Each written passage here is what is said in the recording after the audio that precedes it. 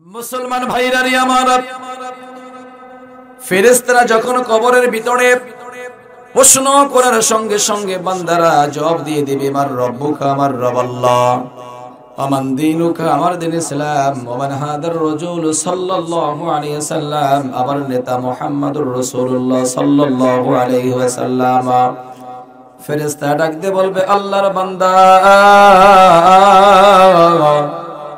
এই জবাব তুমি কোথায় পাইছো বলো। আল্লাহর বান্দারা কবরের ভিতর থেকে জবাব দিবে, আল্লাহর ফেরেশতারা এই অ্যানসার পাইছি আমরা আল্লাহর কোরআনের ভিতরে। জোরে বলেন সুবহানাল্লাহ।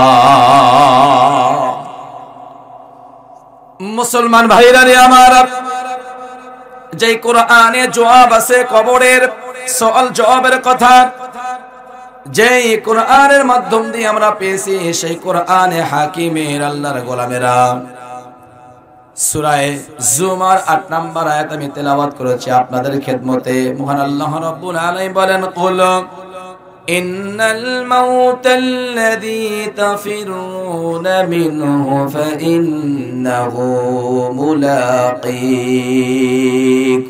আল্লাহু আকবার বলেন। রব্বুল আলামিন বলেন, নবী কুল আপনি বলে দেন, ইন্নাল মাউতাল্লাযী তাফিরুনা মিনহু ফাইন্নাহু মুলাকীকুম।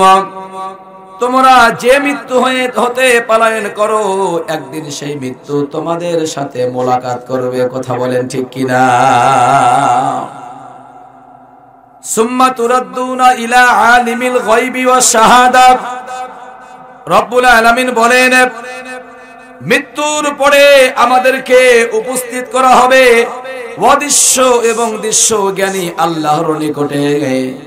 ফায়ুনাব্বিকুম বিমা কুনতুম তা'মালুন, এবং তোমাদেরকে জানিয়ে দেওয়া হবে দুনিয়াতে তোমরা কে কি করে করে বেড়াইতে। জোরে বলেন সুবহানাল্লাহ। মৃত্যুর পরে আমরা সকলে আল্লাহর কাছে ফিরে যাব। কথা বলেন ঠিক কিনা?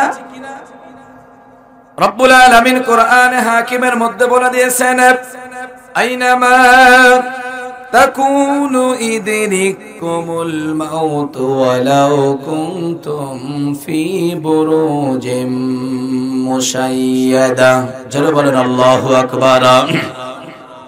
সূরা নিসার ৭৮ নম্বর আয়াতে কারিমার ভিতরে আল্লাহ রাব্বুল আলামিন বর্ণনা করেছেন, তোমরা যেখানে যে অবস্থায় থাকো না কেন, মৃত্যু কিন্তু তোমাদের কাছে যাবে, তোমাদেরকে পাকড়াও করবে। আল্লাহর গোলামেরা, যদি আমরা কোন জায়গায় পলায়ন করি, এমন একটা ঘর যেই ঘরে একটু ছিদ্র নাই, ওখানে একটা পিঁপড়া ঢোকার কোনো সম্ভাবনা নাই, যখন সময় হয়ে যাবে বলেন তো আমাদের কাছে একদিন আল্লাহর ফেরেশতা মালাকুল মাউত আসবে কি আসবে না? রাসূলকে আমরা সকলে ভালোবাসি কি বাসি না? জোরে কথা বলেন, বাসি কি বাসি না? এই জন্যই বাসি যে রাসূল দুনিয়াতেও আমার আপনার জন্য কান্না করেছেন, কিয়ামতের ময়দানেও কাঁদবেন। শুধু তাই নয়, বলে কবরে শুয়ে শুয়ে আল্লাহ রাসূল কান্না শুরু করেছেন আমার আপনার মুক্তির জন্য। আল্লাহু আকবার বলে। মানুষকে যেদিন কবরে শোয়ানো হবে, শোয়ানোর পরে তিনটা প্রশ্নের সম্মুখীন আমরা সবাই হব। হব কি হব না? আমাদের জানা প্রশ্ন, অ্যানসারও আমরা জেনে গেছি, এরপরও তো ফেল করার কথা না আমাদের। কি বলেন?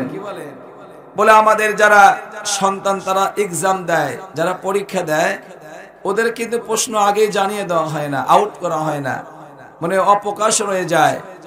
পরীক্ষার হলে যাওয়ার পরে যথাসময়ে প্রশ্ন দেওয়া হয়, তোমরা এখন খাতায় লেখো, যদি ভালো হয় নাম্বার পাবে, না হলে নাম্বার পাবে না। কিন্তু মহান আল্লাহ রাব্বুল আলামিন যে প্রশ্ন করা হবে কবরে, সেই অ্যানসার উত্তর আমাদের হায়াতের জিন্দেগিতে আল্লাহ কোরআনের মাধ্যমে, বিশ্বনবীর মাধ্যমে জানিয়ে দিয়েছেন। সুবহানাল্লাহ বলেন। মুসলমান ভাইরা রে আমার, কেন রব্বুল আলামিন হায়াতের জিন্দেগিতে অ্যানসার আগে জানিয়ে দিয়েছেন? আল্লাহর গোলামেরা কবরের ভিতরে কি প্রশ্ন করা হবে, কেন আল্লাহ রব্বুল আলামিন আগে জানিয়ে দিয়েছেন? মুফাসসির কেরাম বর্ণনা করেন, রব আপনাকে আমাকে বড় মহব্বত করে ভালোবাসে, আর অত্যন্ত আদর করে রব্বুল আলামিন আমাকে আপনাকে সৃষ্টি করেছেন। আল্লাহ চায় সবাই জান্নাতি হোক। এই জন্যই আমার আল্লাহ হায়াতের জিন্দেগিতে আমাদেরকে আনসার জানিয়ে দিয়েছেন। জোরে বলেন সুবহানাল্লাহ। কবরের ভিতর প্রশ্ন করা হবে প্রিয় ভাইরা আমার। এক নম্বর হলো মান রব্বুকা ওমান দীনুকা ওমান নাবিয়ুকা মান হাদার রাসূল সাল্লাল্লাহু আলাইহি ওয়াসাল্লাম। এই তিনটা প্রশ্ন করা হবে আল্লাহর বান্দা বান্দিরা কবরে যখন প্রশ্নের জবাব দিয়ে দিবে। মুনকার নকির বলবে আল্লাহর বান্দারা এই অ্যানসার তোমরা কোথায় পেয়েছো? জবান খুলিয়ে আমরা বলবো আল্লাহর ফেরেশতারা এই অ্যানসার গুলো আমরা আল্লাহর কোরআনের মধ্যে পেয়েছি। জোরে বলেন সুবহানাল্লাহ। আল্লাহু আকবার বলেন। হাসান ইমাম সোহন ভাইকে আপনি আগে জীবনে দেখেন নাই? দেখেন নাই আপনারা? আসসালামু আলাইকুম ভাই, কেমন আছেন? যেভাবে তাকিয়ে আছে মনে জীবনেও দেখেন নাই। আরে তাকাইতে হবে আমাদের দিকে, এদের দিকে তাকায় থাকেন তো। বলবেন হুজুর কেন? বলে অহংকারের জন্য বলছি না। আমজাদ ভাইকে আপনারা চেনেন না? ও বিএমপি নেতা আগের থেকে আপনারা চেনেন, একই ইউনিয়নের মানুষ। এরপরে আমার ভাইকে চেনে, আকেরা আছে অবস্থা ভাই মাশাআল্লাহ আলহামদুলিল্লাহ। এটা আর এক আলহামদুলিল্লাহ সুন্দর মানুষ। নবীজের কথা যদি আলেমদের দিকে মায়ের নজর করে তাকিয়ে থাকেন, যত সময় তাকিয়ে থাকবেন আল্লাহ আপনার জিন্দেগির সগীরা গুনাহগুলো মাফ করে দিবে।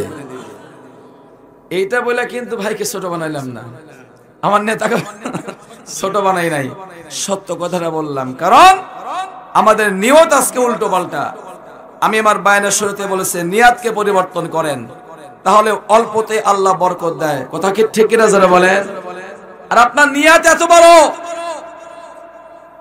দুনিয়া গোছানোর জন্য ফিকির করেছেন, এত বড় ফিকির আপনার, চেষ্টা করবেন, কিন্তু আল্লাহ যদি সেখানে বরকত না দেয় কোনো কাজ হবে?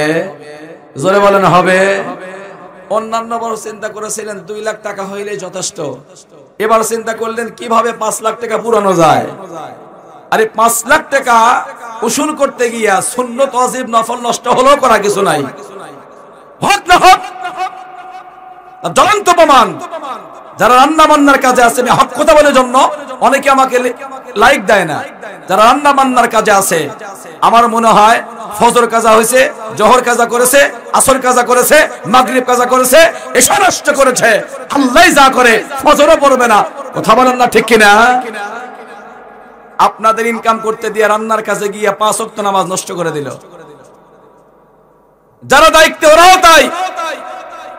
আপনারা আয়োজক কমিটি যদি আপনাদের ইমান ভালো না হয়, আমল ভালো না হয়, আমাদের এনে এরকম বায়ান করে মানুষকে কি শোনাইবেন? কারণ আজকে বক্তার ভিতরে আমল নাই। কথা বলেন ঠিক কিনা? বক্তার আয়োজক একই হয়ে গেছে আজকে, এই জন্যই তো কোনো কাজে আসে না। যারা রান্না বান্না কাজে আছে ওরা আওয়াজও শুনবে না, বলে ওদিক দিয়ে ওদের সময়টা শেষ। আমার স্যার কয়েকটা হক কথা বলেছেন।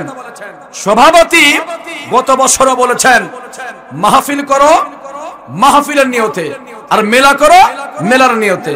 যদি মেলা করতে চাও পরের দিন মেলা লাগাইবো, কত টাকা তোমাদের আছে পরের দিন বাজার করো।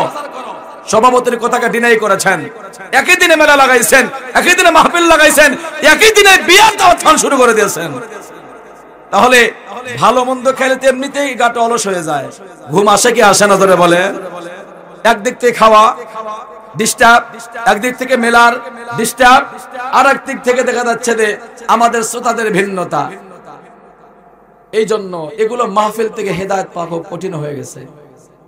এই জন্য আপনাদের কাছে আমার সবিনয় নিবেদন হবে, ইখলাস নিয়ে কাজগুলো করেন, আল্লাহ অল্পতেই বরকত দিয়ে দিবে। সুবহানাল্লাহ যারা বলেন না?